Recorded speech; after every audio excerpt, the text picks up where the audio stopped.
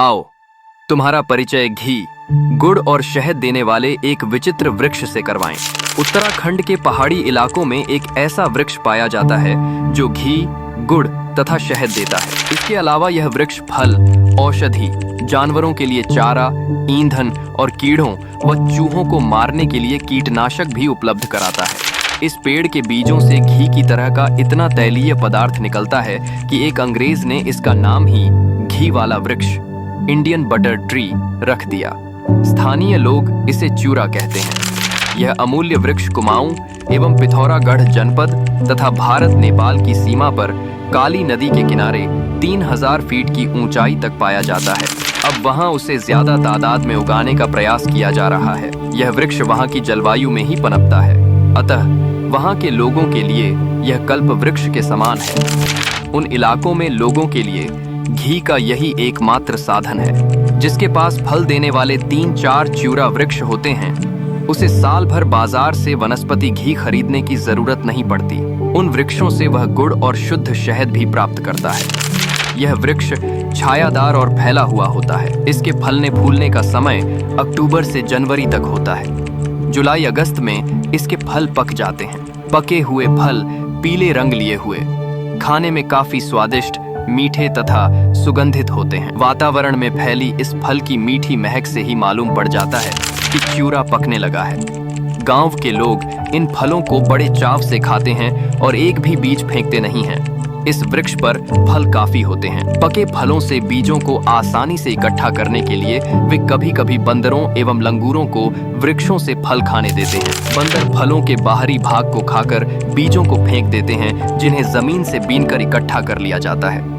एक वृक्ष से करीब 1 से 1.5 क्विंटल तक बीज प्रतिवर्ष मिल जाते हैं।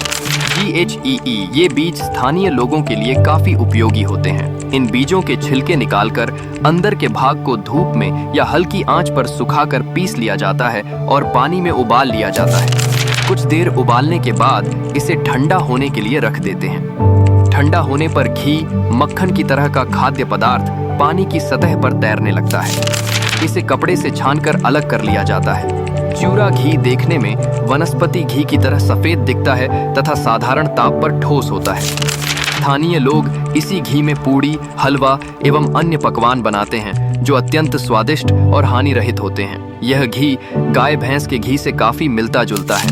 मिट्टी के तेल के अभाव में यह घी जलाने के काम में भी आता है। यह बिल्कुल मोमबत्ती की तरह धुआं रहित जलता है।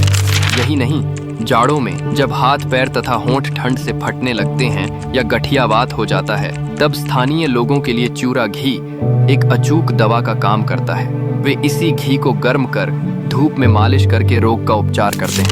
च्यूरा घी में एक महत्वपूर्ण रसायन होता है जिसे पामेटिक अम्ल कहते हैं। यह रसायन विभिन्न औषधियों तथा सौंदर्यवर्धक रसायनों को बनाने में काम आता है। अक्टूबर-नवंबर के महीनों में जब यह वृक्ष अच्छी तरह पुष्पित हो जाता है, तब इसके सफेद फूल मधुमक्खियों के प्रमुख आकर्षण केंद्र होते हैं। यही कारण है कि पिथौरागढ़ और नेपाल के पास के इलाकों में जहां च्यूरा के वृक्ष अधिक होते हैं, शुद्ध एवं सुस्वादु शहद हमेशा उपलब्ध होता है।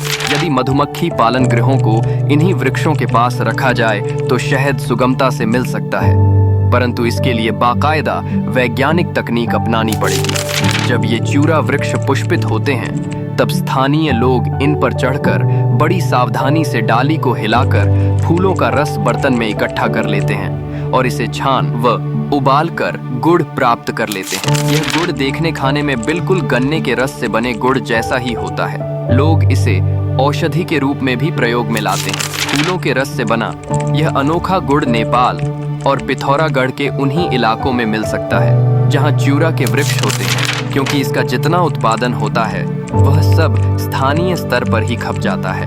हाँ, तुम चाहो तो वहां जाकर इस अनोखे वृक्ष के घी, गुड़ और शहद का लुत्फ उठा सकते हो। वैज्ञानिकों को इस वृक्ष की ऐसी पौध तैयार करनी चाहिए जिससे यह अन्य क्षेत्रों में भी पर्याप्त मात्रा में उगाया जा सके और इसका बड़े पैमाने पर भरपूर लाभ प्राप्त हो सके।